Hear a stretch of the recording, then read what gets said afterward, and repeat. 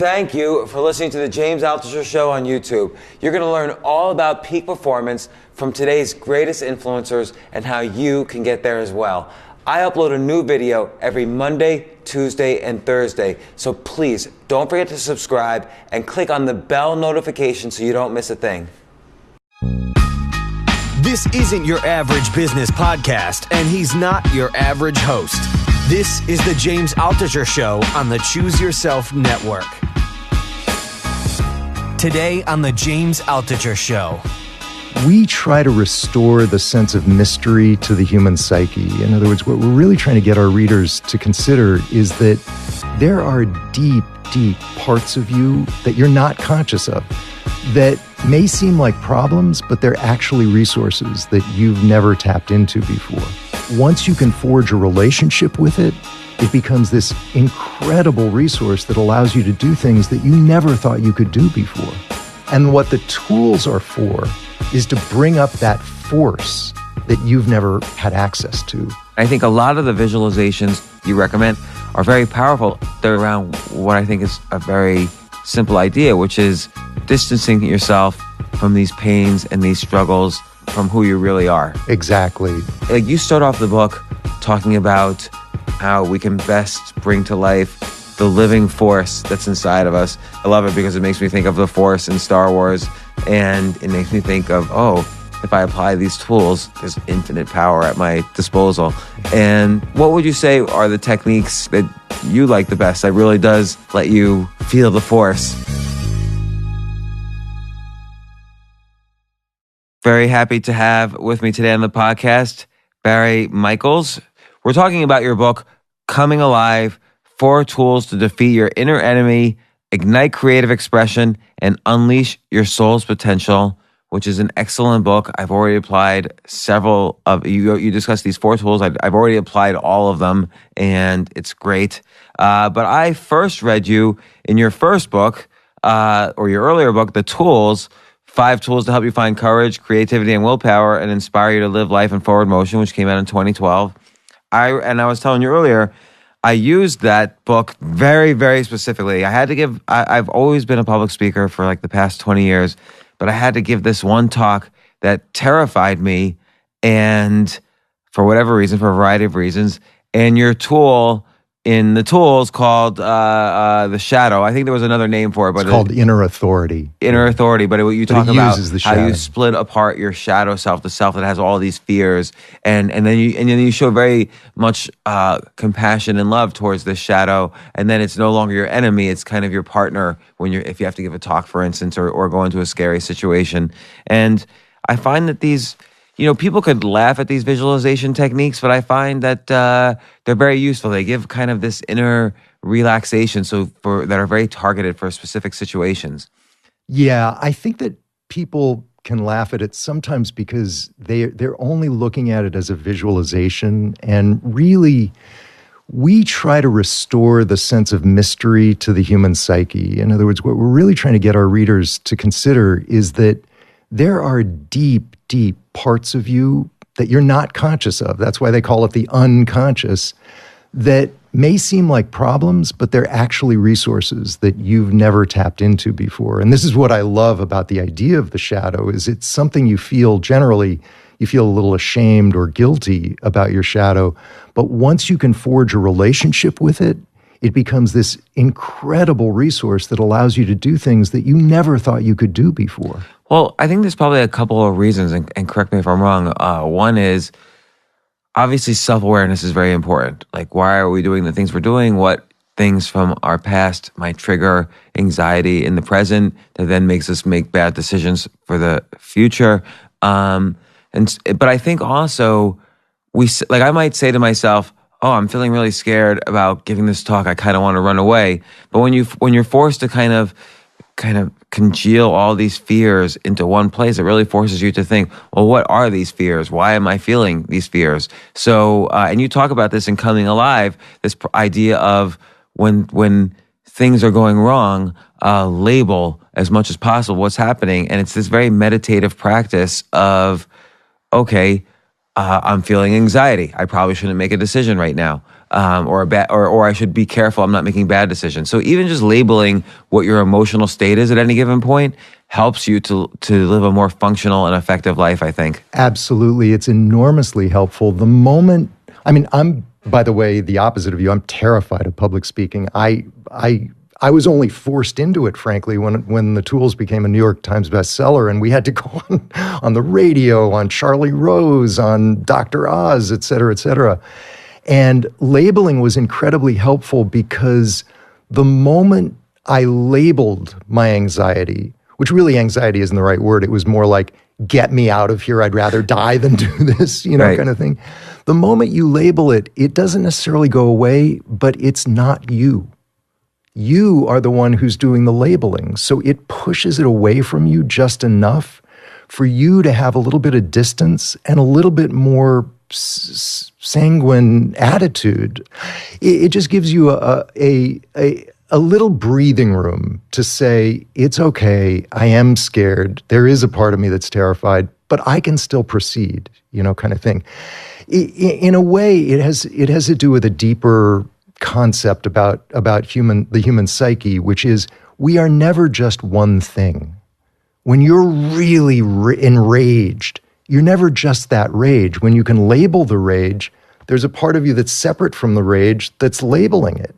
When you're terrified, if you can label the terror, then there's a part of you that's not in the terror. Well, it's interesting because I want to get into that very concept of, like when you were just saying that you put up your hand, you extended your arm and put up your hand as if there's a distance between, for instance, these fears or these anxieties and who you really are.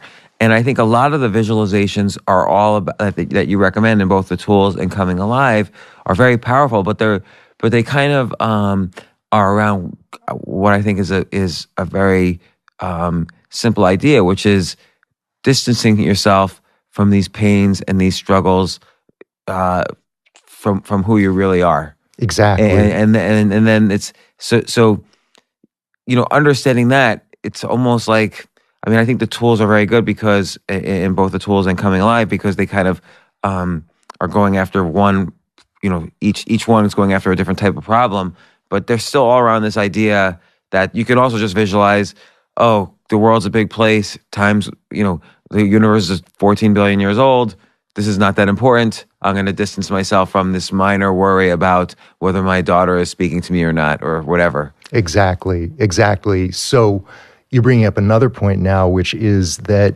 what the tools do is they try to help you root yourself in a stream of time.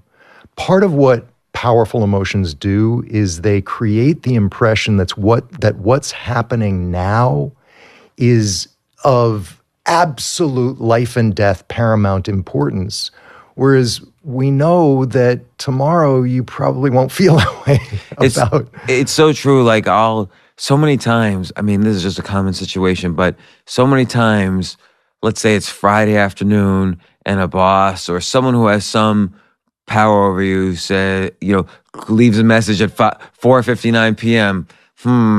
James, I think we better have a talk. Call me when you can. And of course, then you call 5:10 p.m. on a Friday, out of the office till Monday. And you're thinking, oh my God, how am I going to survive till Monday? Like, I'm just going to have anxiety nonstop until Monday.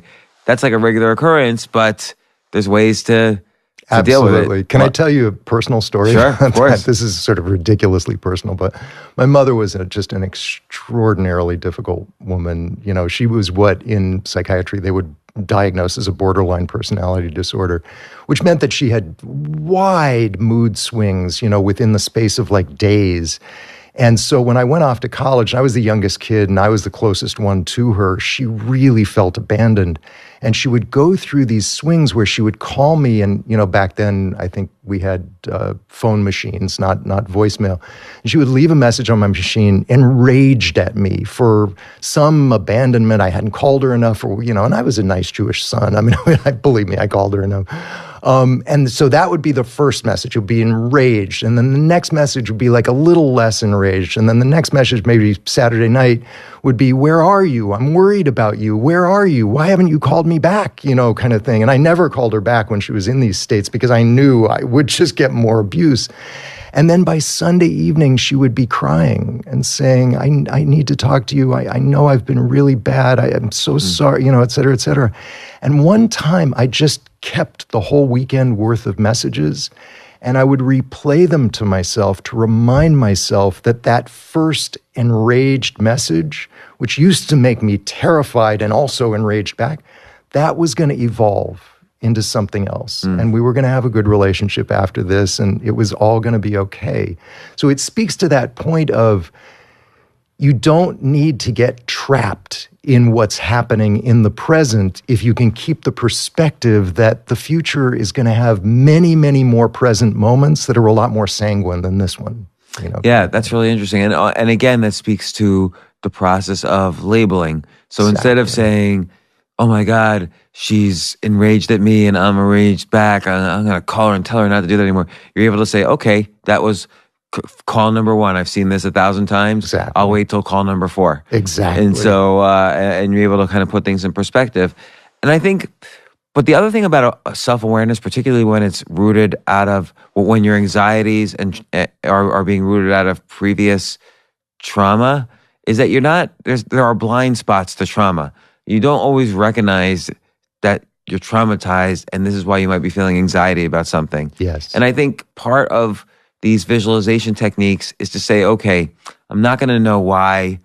I'm not going to really make the direct link of why I'm feeling this anxiety, but here's what I could do right now to solve this problem. Yes. And I think that gets to, before we get into the specific tools, which are all amazing and very useful, I kind of want to go through on Coming Alive. You sort of give a almost philosophical history of how you came up with this method of therapy and solving problems. And you start with kind of traditional therapy. I'll call it traditional therapy, but where, okay, you're angry at your kids because maybe you didn't receive enough love from your father, and recognizing that and working through your feelings about your father will help you better deal with your kids. And then you decided that was sometimes worked, sometimes didn't, but it wasn't that great a technique. What's your thoughts on that? And a lot of therapy is like, oh, you were treated this way when you were 12, so that's why this is happening. Right.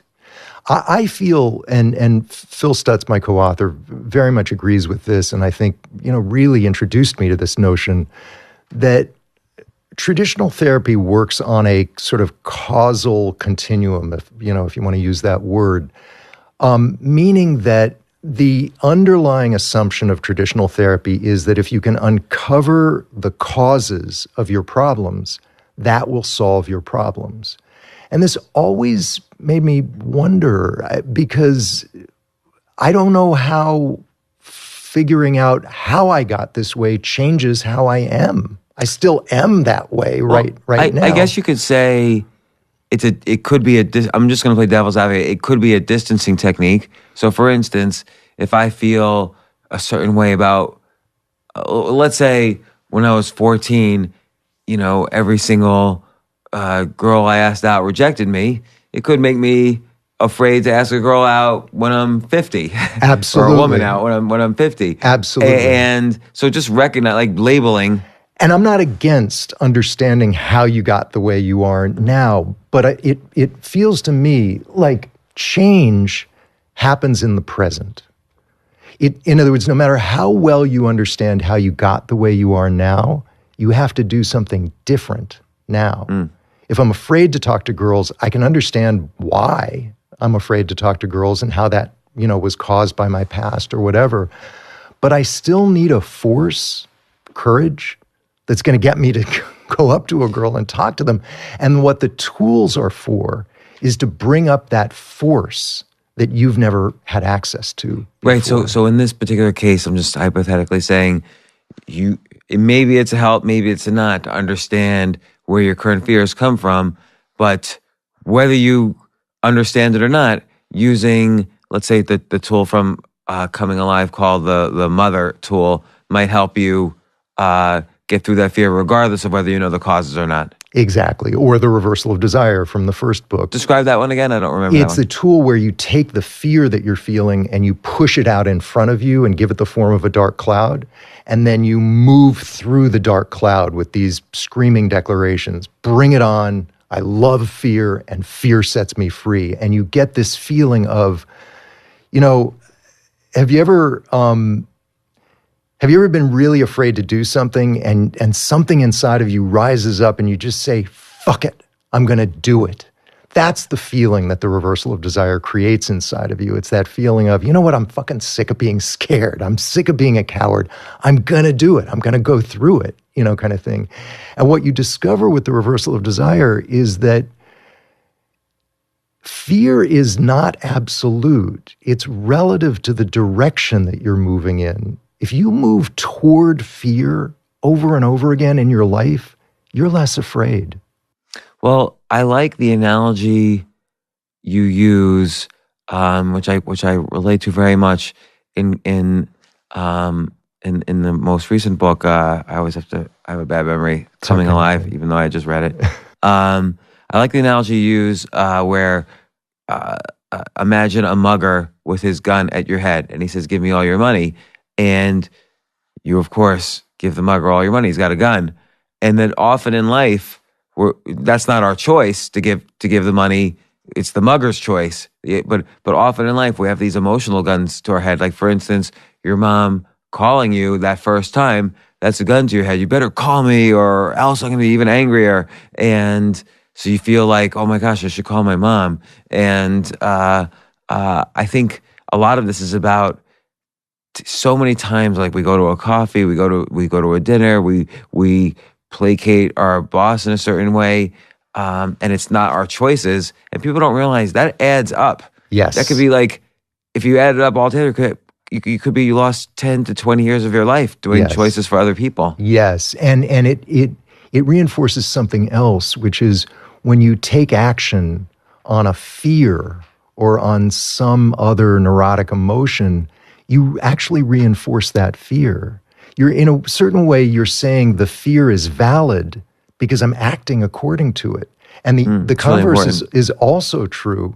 When you take action in spite of a fear, the fear gets less because you didn't die, And in fact, usually nothing bad happens.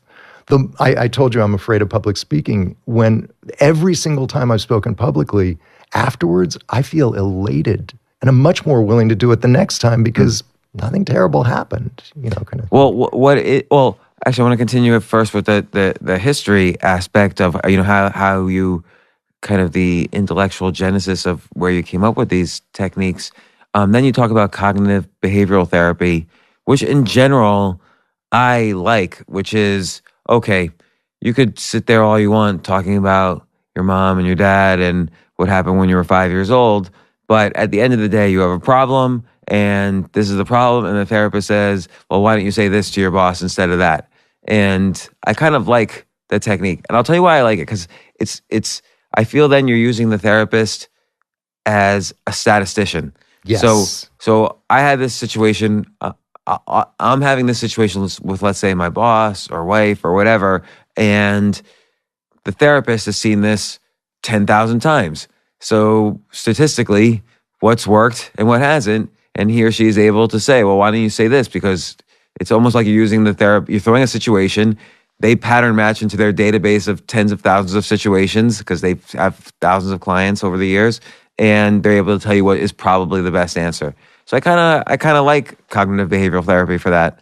I do too, actually. And it's before I met Phil, that was basically what I practiced. And what I loved about it was, irrespective of your history and irrespective of insight into your history, they would give you very specific tools, things that you could do in the present, like the idea of labeling is a cognitive behavioral tool, essentially. It's just saying, I know there's a part of me that's really scared, but I don't have to be that part of me. I can exist separate from it. That's essentially a cognitive behavioral tool. Another cognitive behavioral tool is just simply facing your fears, taking contrary action as a cognitive behavioral tool. When I know that I have an irrational fear of public speaking, so I want to do as much public speaking as I possibly can, and it will, in fact, dissolve my fears. The only thing that I felt was really missing from cognitive behavioral therapy was the idea of inner forces. So my story about that was that I grew up the youngest of a very hyper intellectual family. I mean, they were so bright. They still are. My sister is the brightest person I know. And I was always trying to catch up to and I always felt stupid. Even after I went to Harvard, college, and law school. You had to throw that in. Sorry. I used to say, I don't hold it against me, but. No, you passed 5 minutes, so that's success. Thank you. But my point is, no matter how much I achieved, I always felt really stupid and kind of worthless inside. And labeling that never made it go away. What made it go away was these tools where I could actually tap into forces inside of me that enabled me to do things that I'd never done before, and seeing myself do those things made me feel really strong inside, made me feel like I am who I am. Yeah, they were extraordinarily bright and accomplished, but I am too, and I don't even really need to compare myself to them anymore. I'm my own person. I know I may not be describing it right, but it's rather than simply labeling this part of me, it's going beyond that and tapping into potential that I didn't know I had. So a lot of these tools, though, these visualization tools, they remind me, they're kind of it's almost like you're saying, okay, I'm going to take versions of compassion-oriented meditation and I'm going to westernize them. I'm going to call them a psychological tool and I'm going to formulate them in different ways. So there's, you have tools, the black sun, the vortex, the mother, the tower. But a lot of it reminds me of just very much thinking about all the people around you in a very compassionate way, whether they've treated you that way or not, just kind of rewiring your brain to view them compassionately instead of falling in the patterns of stress and anger and hatred and whatever. And could you argue that that style of meditation could have helped you, for instance, on public speaking? I'm going to love the audience, and then I know when I go up there, I don't need to be as afraid. I'm loving them and trying to help them, and I don't need to be afraid. Absolutely. Mostly because in loving the audience, I'm tapping into something inside of me, a sort of a givingness, in a sense, that defines me as having value. Part of the, in fact, most of people's fear of public speaking is the feeling that you are defined by the audience, that it's really they who are going to put the thumbs up or the thumbs down, like the Roman emperor, condemning the gladiator. And when you can feel like you have something to give, and the whole point of your being there is to give them something, then it doesn't really matter whether they don't like you or don't like you. All you have to do is give the best that you have to give.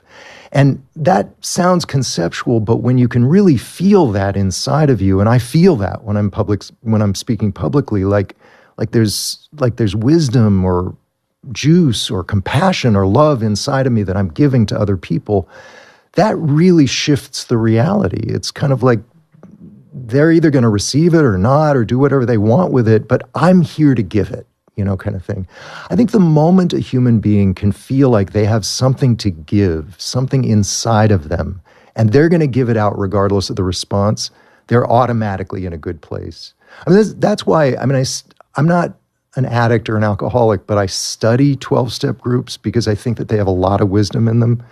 And they really encourage their members to be of service to one another, because what they find is that the more they give, the less they crave. They've reoriented themselves to the outside world so that they're giving more and craving less. And craving can be about a drug or alcohol, but it can also be about validation or, being liked or anything else, or social media hits or, whatever.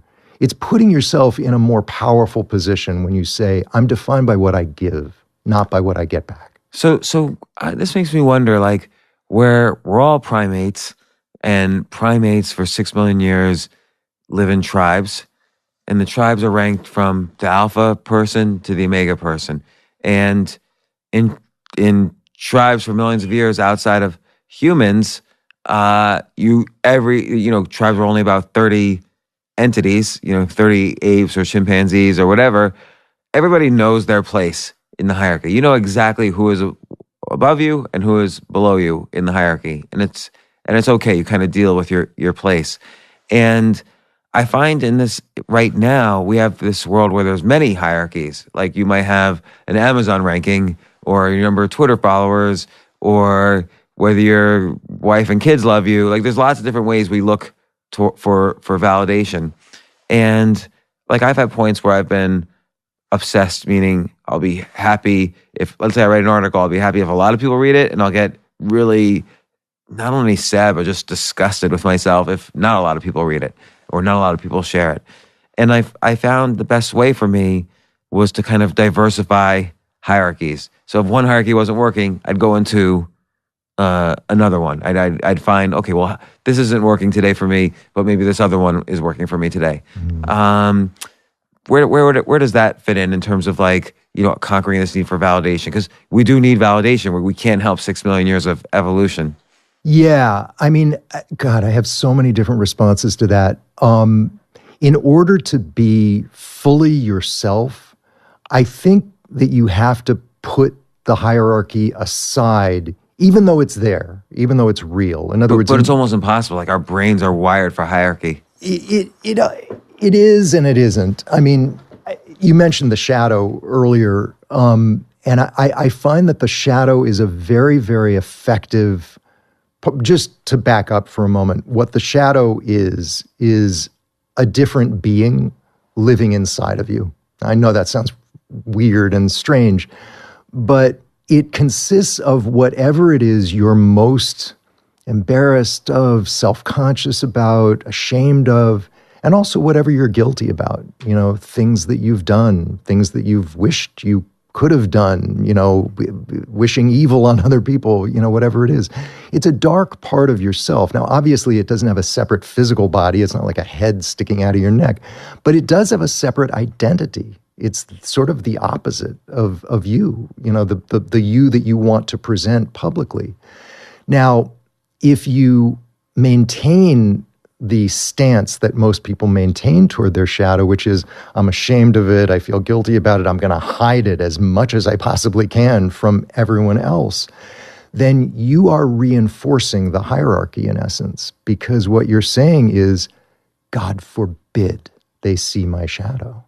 And really, whenever you present yourself, whether it's public speaking or just a dinner party or something, it really becomes more about hiding your shadow than about giving what you have to give to others. A great way to dissolve the hierarchy is to be so bonded with your shadow, and the book goes on and on about how to do that. Be so bonded with your shadow that the two of you cannot be pitted against one another by any judgment that you receive from the outside world. It's almost like a way of negating the hierarchy, because we're in this together, so solid and so with each other that, like me or hate me, I don't really care. I think that's because you're kind of separating, even though it's a part of you, all these fears and worries and need for validation, you're separating that out in your mind. You're visualizing this separate person. Yes. Like when I did it that one time before public speaking, I pictured kind of this sniveling teenage version of myself that was always really scared and whatever. And you separate that out. So that's the person that needs the validating, and I'm good to go. Exactly. And actually that talk, I gave a great talk, and I felt super confident walking up to the stage. Like it really worked. And I'll say the difference between that and let's say just a compassion meditation is that it's this very specific visualization dealing with that specific problem. So yes. So there is gradation between, let's call it no visualization and compassion meditation. Like these, I'll call them westernized type meditations, are for specific problems that we encounter often in daily lives. Exactly. It's. I have nothing against meditation, and I do meditate. Well, these tools are often meditations. They're meditative. Yeah, exactly. But the tools are designed to be used in a specific situation for a specific problem, kind of thing. The other thing I wanted to mention, apropos what you just said, what was it? Oh, I'll tell you something else, which is that the shadow, once it is integrated and bonded with, rather than being a source of shame, becomes a resource. So I cannot count the number of times in therapy sessions. This is a dirty little secret that most therapists won't tell you, which is over and over again in a therapy session, you'll be nodding thoughtfully and thinking inside, I don't know what the fuck to say. I have this problem too. What am I going to say to this guy? When that happens to me, and it really happens often, even though I'm a good therapist, I turn to my shadow and say, what do I do? What do I say here? And I can't tell you how many times he has started talking through me. What's an example? I'll give you a strange example. This was a long time ago, maybe 15, 20 years ago. I was treating this very kind of, I don't mean this in a critical way, he just was kind of dull. He was like an accountant type, and he was sort of droning on and on about kind of superficial problems. I was almost like wondering, why are you in therapy? Kind of thing. These are like sort of mundane things that you could talk to your friends about or something. And so I turned to my shadow and I said, what's going on here? Like, I'm getting bored. And he said, look at his eyes. And so I just focused on his eyes, and I saw in my mind's eye a tear running down his cheek. It was in my mind's eye. It wasn't a hallucination, but I stopped him and I said, I'm listening to what you're saying, but the feeling I'm getting inside is that you are really sad, just really sad inside. And the guy took a beat and burst into tears. And that's when the therapy started. It was like he was just droning on and on as a way of just hiding from himself, I think, more than me, just how desperate and unhappy he was. So that would be an example of how the shadow has become a resource.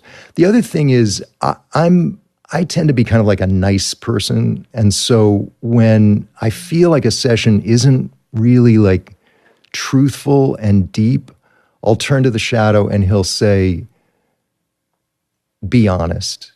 This person is really lame in this area. Like just tell them they're fucked up, kind of thing. Be more honest. And like what's the situation there? Let's just say I'm going to disguise this a little bit, but a very, very accomplished actress, Academy Award winner, unbelievable ability to get into shockingly different characters, like truly a craftsman when it comes to acting and dramatic, personification. And yet in her relationship, she's a fucking disaster, doesn't know how to set limits, doesn't know how to say no, lets herself be abused, et cetera, et cetera. Can you introduce me to Halle Berry at some point? Could be any number of, and, you need to tell them that. You need to tell them the truth. You need to tell them, look, you're beautiful, you're wonderful, you are incredibly talented. I would watch you in any movie or any TV show you've ever been on, but let's just face facts. You're a fucking moron when it comes to relationships, and I'm going to teach you how to set limits so that you can have a decent relationship with a guy, kind of thing. Where do you think she would sabotage herself? Well, first of all, it starts at the beginning, dating guys who have horrible reputations, and at least in Hollywood, there's usually some truth to the reputations. It's not just, bullshit. It's like, yeah, if that much has come out, that's just the tip of the iceberg, So it's also like, look, let me put it this way. There are certain fundamental parameters that you try to teach people about relationships. I was about to say women, but it's true for men also. Number one, you want someone who can talk honestly about their drawbacks, about their problems, but not only be honest about them, tell you how they're working on them specifically. Like if somebody can't do that or won't do that, I'm not saying on the first date necessarily, but at least once you feel like there's something substantial there, that's not a good sign. It's just not a good sign. What if they think they're working on it? but you feel they're not. That's the second parameter, which is watch, monitor, see in those situations where you feel like they should be doing something different. Are they actually trying to do something different? Or are they at least coming to you afterwards and saying, that was one of those leverage points where I should have done something different and I didn't. And I just want you to be aware I'm working on this, kind of thing. Another is empathy. It's amazing to me how few people consider empathy a fundamental requirement for the person they're in a relationship with. If you're speaking to someone about a difficulty that you have or about some pain that you have, and they're like, let's see, I'm not interested, whatever. And that's a pattern. It's not just like a one-time thing.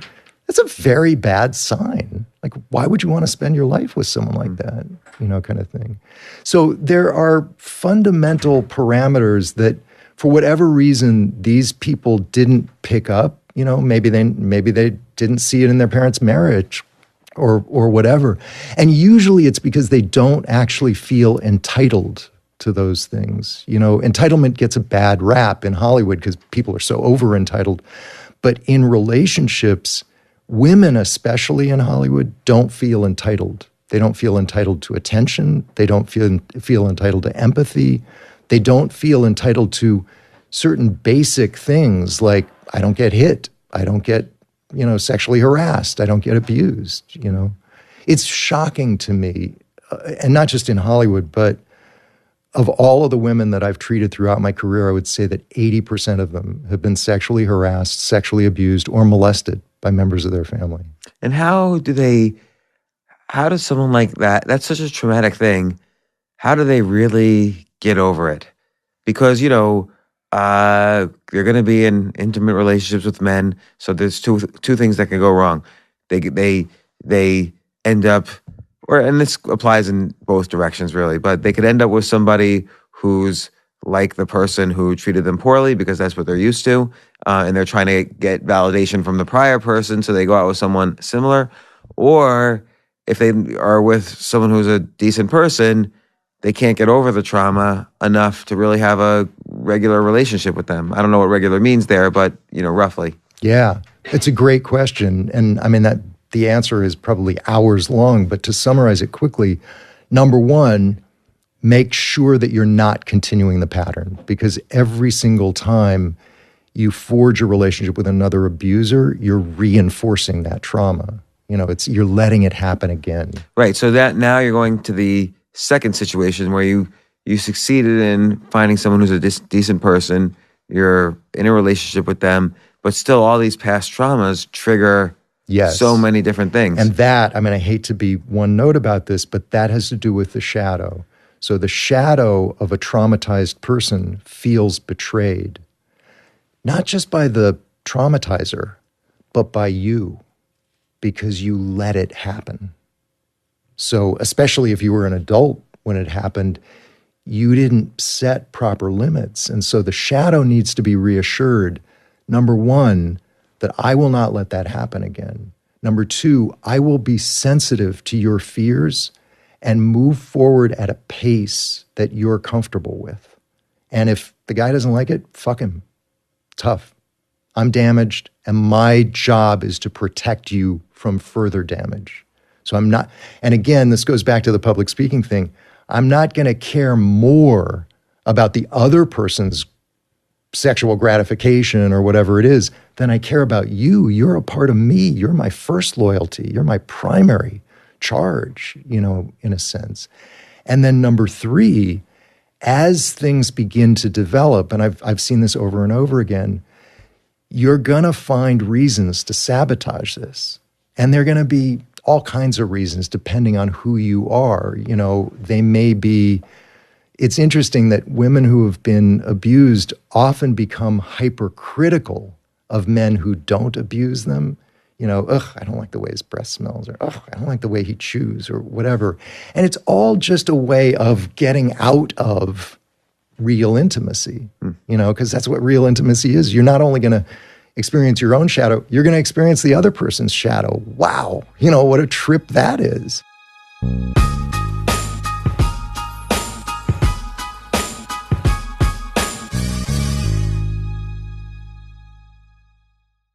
given that you're saying 80% of the women, or up to 80% of the women you've treated have experienced this, and this is just a specific situation. There's men have experienced their things, women have experienced their things.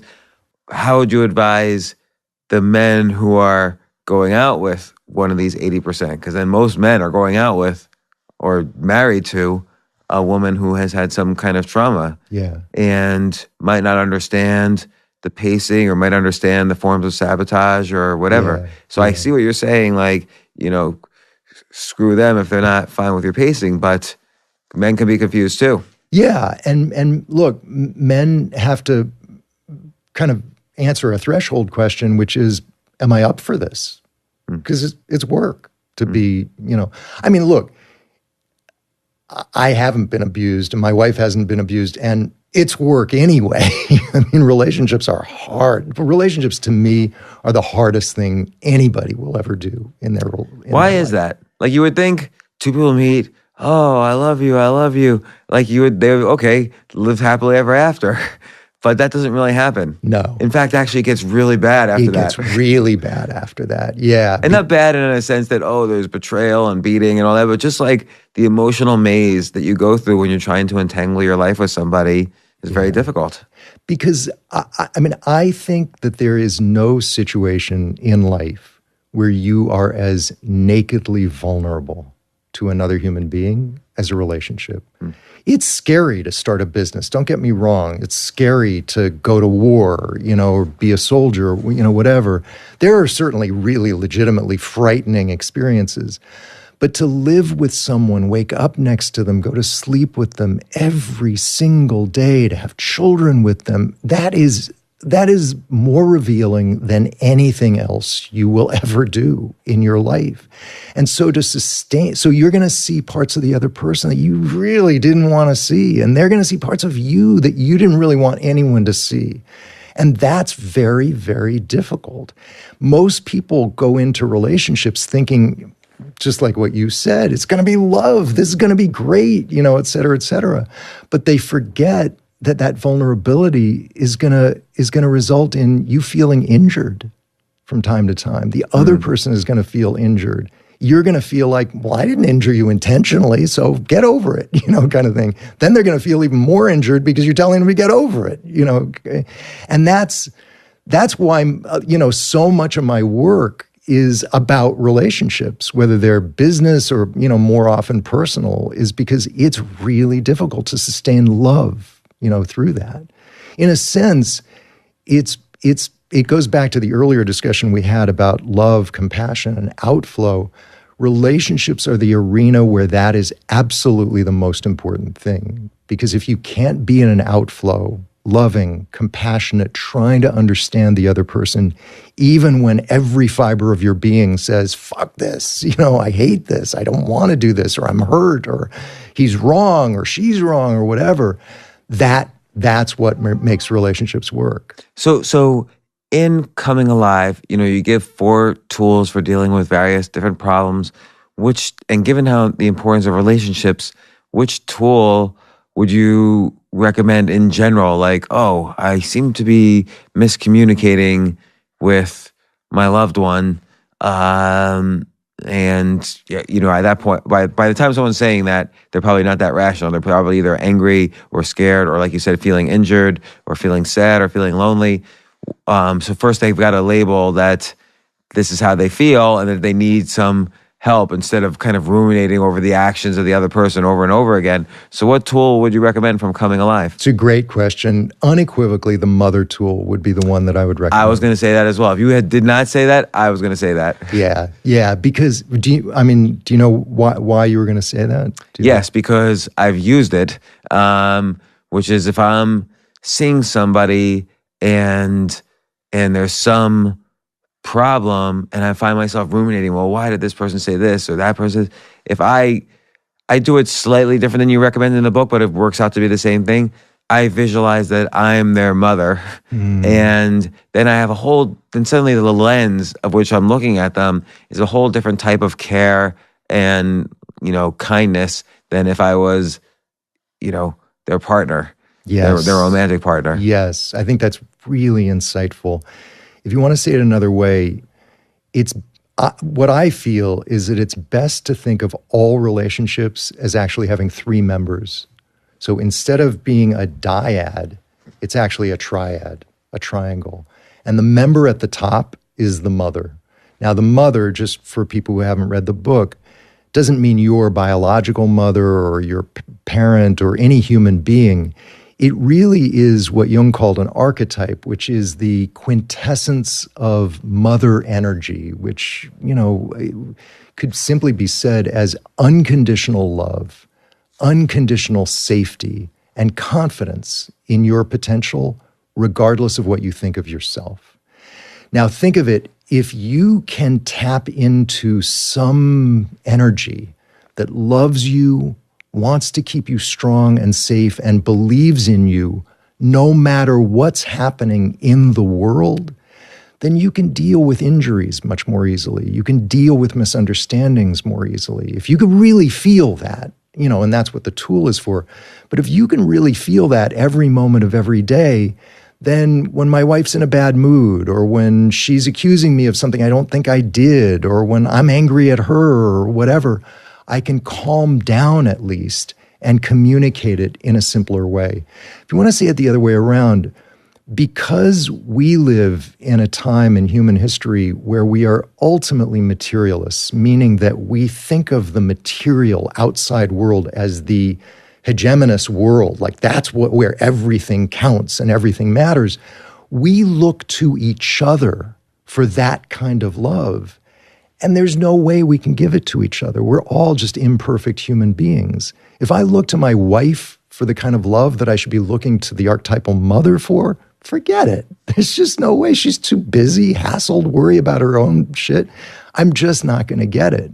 But if I can feel that as a real thing being received from someone else, then I can approach her. And weirdly enough, I relieve her of the need to love me that way. And when she's relieved, she loves me more. Yeah, well, I think also it makes you less outcome oriented. Yes. So instead of thinking in your head, I don't know what a problem might be, but like, why didn't she want to go to the place I wanted to go to? She only wanted to go to the place she wanted to go to, and she knew I would have blah, blah, blah, blah. You could think you're not as much oriented on the specific outcome that did or didn't happen or won't happen, but you're thinking of in terms of like, oh, this is, if you love someone like this archetypal mother, it's about loving right now as opposed to like being very focused on an outcome.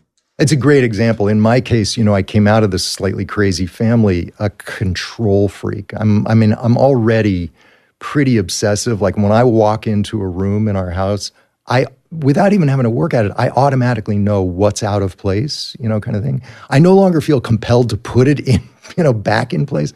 But you could, and I married somebody who's not really, she's not a mess, but she's not really cares that much. And I used to like really get down on her. It was terrible, kind of, it's just not who she is. Once I started to feel the love of the mother, it just gave me this feeling of, it's okay. Like, it's all right. Let her be. It's, she doesn't need to be as controlling as you. She doesn't have to be as obsessive as you are. You can just love her. And I became much more giving, and we got along much better, kind of thing. So you're right. The mother relieves you of needing to control outcomes. And that's also true outside of relationships. When a project that you're engaged in and that you've given your heart to doesn't succeed, it's the mother energy that picks you up and dusts you off and allows you to get, back on track again. If you think about it, that's a really good example because that's exactly what a human mother does to a child when he's learning how to walk for the first time. Kids just fall down over and over. And it's the mother that picks them. It's the mother energy, whether it's coming through the father or the mother, that says, it's okay, I'm here, try it again, you'll do it again. Well, and it's interesting because when you're not outcome oriented, the worst case scenario can happen. Like in a relationship, you can end up breaking up. It might not work out, but that's okay. We're not outcome oriented. A job might not work out. The baby might fall over and over again while it's trying to walk. So you have to be ready for that, any outcome really. even the worst case outcome, whether that's a possibility or not.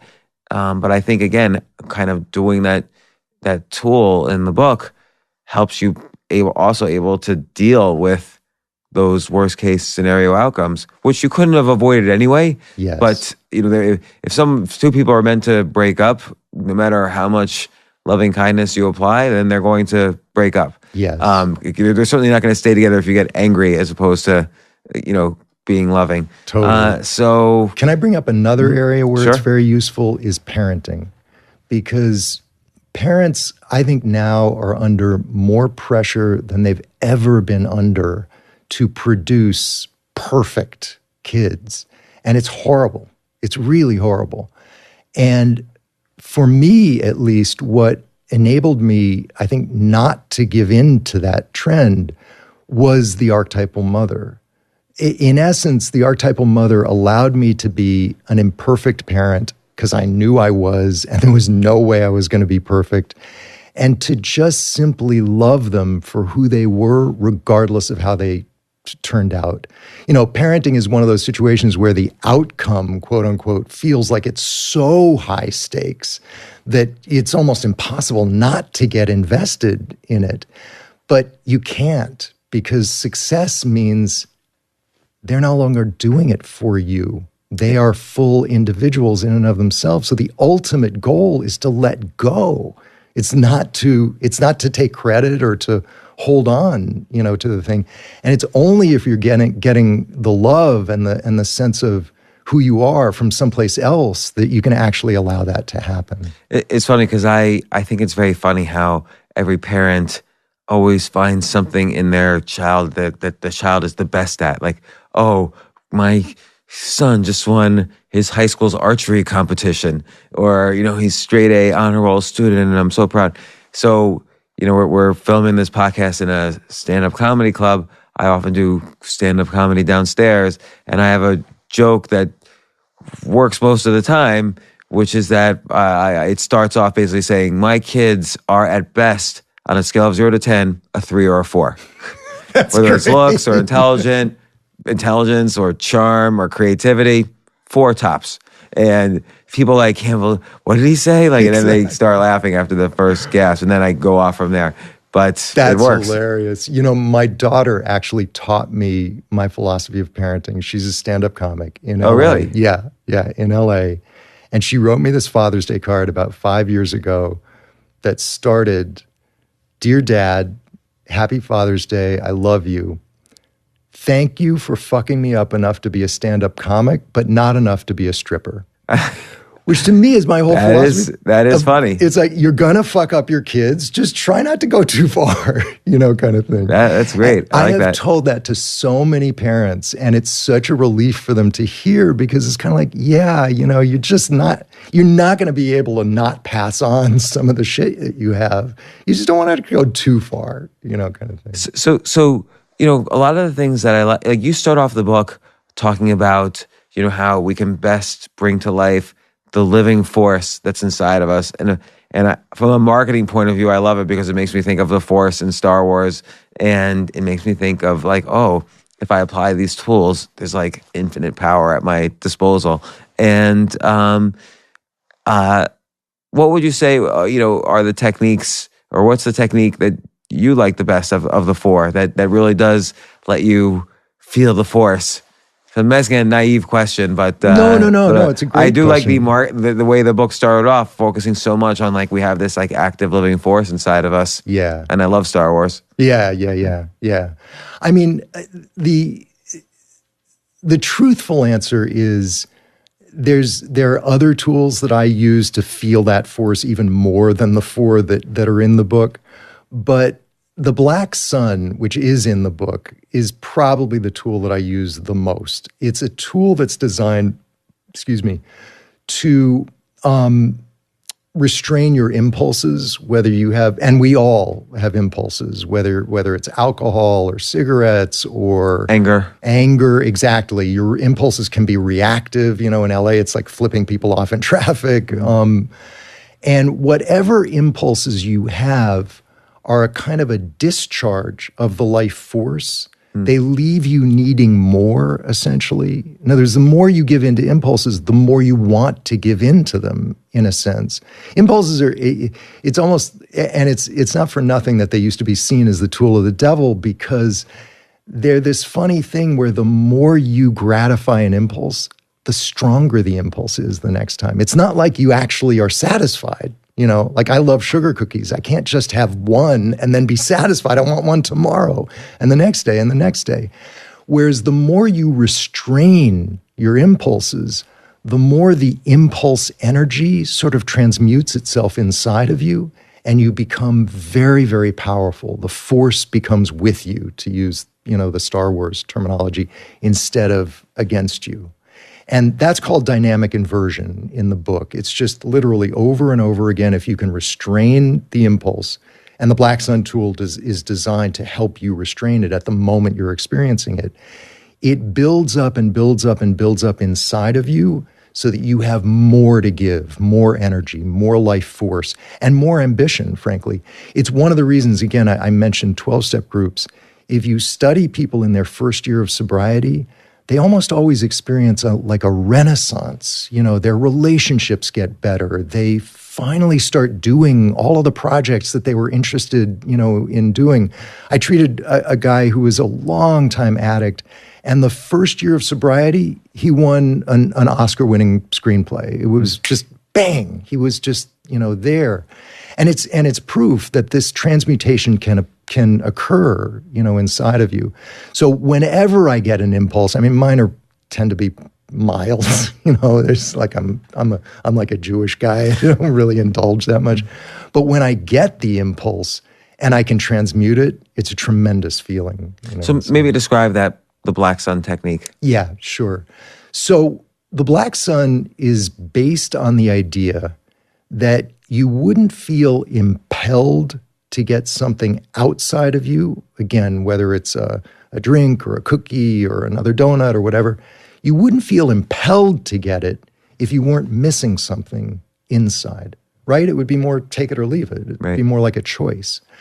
And most people try to control that urge through sheer willpower. And some can succeed, which is fine. The problem is whether you succeed or fail, you've still left this empty hole inside of you, which is why in 12-step groups, they call people who do this stuff by sheer willpower dry drunks. And they tend to be really angry people because they live in a state of constant deprivation. I want a drink, I want a drink, I want a drink, but I'm not going to let myself have it, kind of thing. And they're pissed off at life because they can't gratify themselves. So what would happen if instead of doing it by sheer willpower, you actually stopped thinking about the thing that you want altogether, and in fact let go of the entire outside world as a source that's ever really going to gratify you, and instead just stare at the empty hole inside of you? Now that sounds strange, but if you can, what the tool teaches you to do is simply to look inside, stare at this abyss, this empty place inside of you, and then gradually visualize a dark sun, just exactly like the sun looks like at the moment of a total solar eclipse, rising inside of you. And the black sun, it symbolizes an infinite resource that's inside of your unconscious that you've always buried by going to the outside world for gratification. And as it rises inside of you, it just fills you with warmth and strength and givingness. It fills you up inside. And then at the very end of the tool, you look back to the outside world, but instead of wanting to extract something from it, you give this black sun energy to it. And that, again, codifies that principle that I mentioned earlier, which is the solution to our endless craving to get more from the outside world is actually to give more to the world. And it works. It's really remarkably effective. It sounds more complicated than it is. If you read the book, you'll see it's like basically 4 steps. But if you do it over and over and over again, when you have the impulse to rage, or you have the impulse to react to somebody, the impulse to get something that you know just isn't good for you, it becomes almost like second nature. And it's an enormous relief because it's like, not only do I not actually need that thing, suddenly I feel like I'm in a state where I can give more, like I have more to give to others, which goes back to what you said in the beginning, which is basically the more love and compassion you can give out to the world, the stronger you are. In a weird way, it's an unselfish, it appears unselfish, but in a healthy way, it's actually the most selfish thing you can do inside because it shifts your whole state of mind. Well, I mean, and this gets back to the mugger analogy. The mugger has the gun to your head, so you have to give your money. That's not your choice. But all day long, people emotionally have guns to our heads, and we're constantly doing things that's not our choice, but we're trying to satisfy their choices so they're not upset at us. And just think how much of your life you could grab back. It seems selfish to only to say, oh no, I'm only going to do it if it's my choice. Like on the one hand, that does seem selfish. I mean, I wrote a book called Choose Yourself, and the initial criticism I got was, oh, that seems very selfish all the time. But actually, if you're not choosing yourself, then when do you get to live the life you want? Yes. And that should be the best for the world. Yes, exactly. Which goes back to the discussion about traditional therapy. I do find traditional therapy sometimes can become self-indulgent when all it consists of is talking about how my parents damaged me, kind of thing. But it's the opposite of self-indulgent to work on yourself in an effective way and become more productive, more loving, more giving in the world. That's wonderful. That's the opposite of self-indulgence. So what's a technique not in the book that you find yourself often using? I, for some reason, really find cosmic rage one of the most effective tools for me personally. Now, this also goes back to something earlier that we were talking about that had to do with somebody criticizing you or somebody oppressing you in some way. I learned very early to try to think of, let me start over. Everybody has someone in their life, whether it's their mother, in my case, their spouse, a friend, whatever, who's just difficult. They're just difficult, okay? And I believe that person is in your life, in a sense, to get you to work on yourself and discover potential that you never had before, because you're never really going to be able to make the relationship work. It's one of those sort of impossible, things. And the first step to that is don't think of it as the person. Think of it as I'm meeting a force that exists in the outside world that hates me, is critical of me, is just unequivocally difficult. And I'm going to meet it in other people, by the way, from time to time. My job is to learn to fend off that force, not to make the relationship work with this person. Is that clear? Yeah. So I'm lifting it up a little bit above the level of the personal to a more archetypal level. Everyone has to deal with someone difficult, somebody who's bad or evil, in their lives. And I would rather teach them how to deal with the force of evil, because then they can apply it to anyone who's difficult. Even a 3-year-old can be evil, in their life.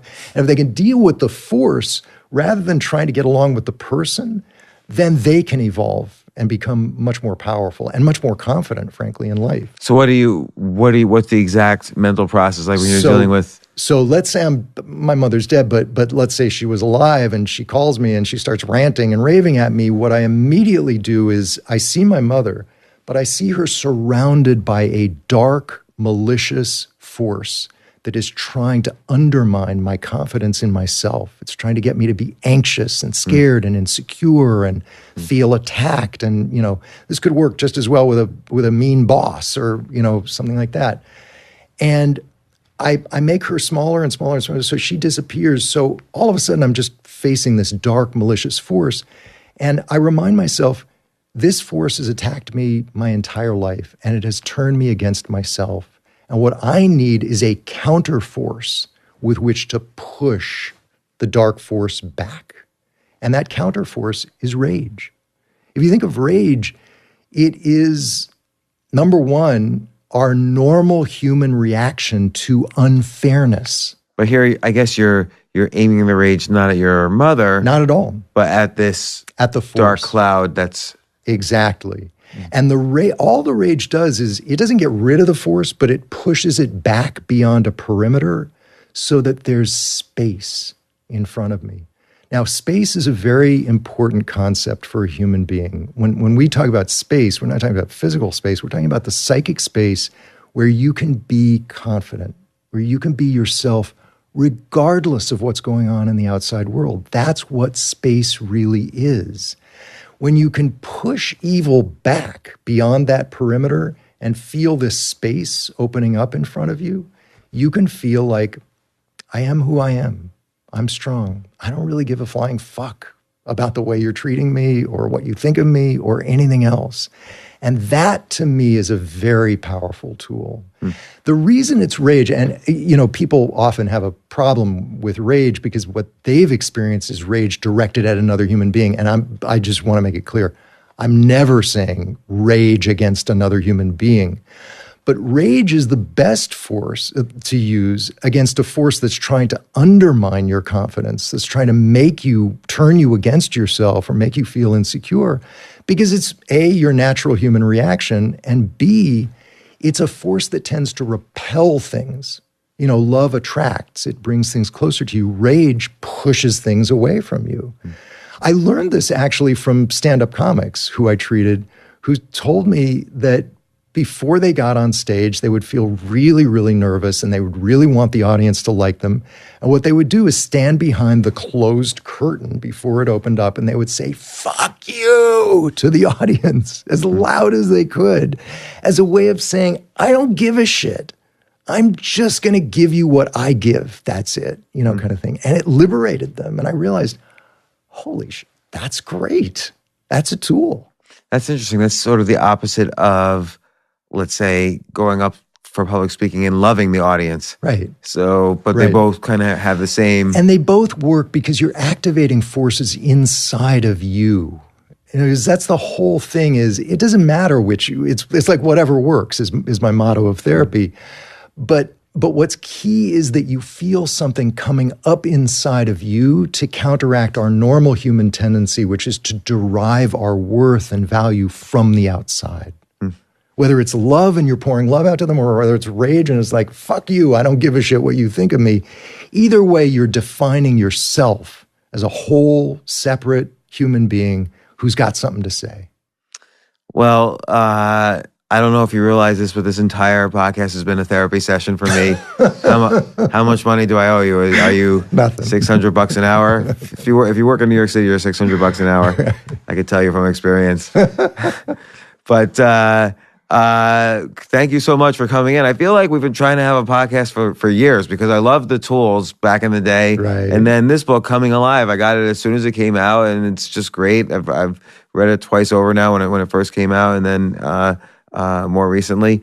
So Coming Alive by Barry Michels and Phil Stutz, and the tools also by the same authors. I really encourage people to read both of them because they kind of work hand in hand.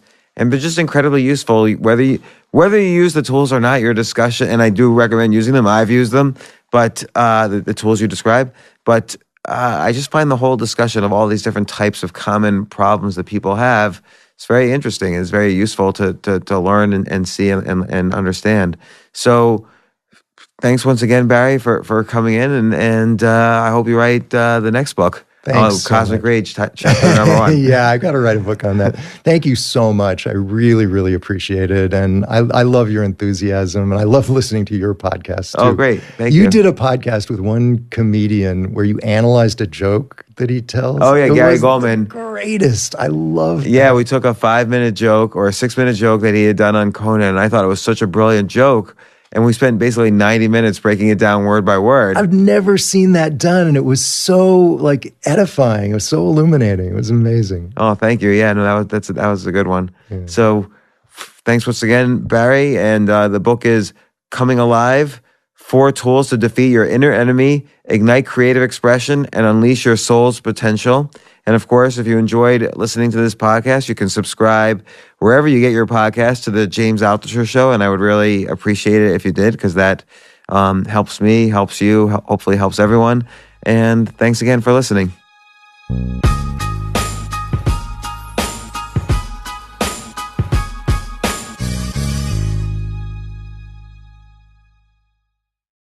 Hey, thank you for listening to the James Altucher Show on YouTube today. I have more great episodes for you every week. So don't forget to click my face right now and subscribe to the show. More episodes here. Thanks so much for watching.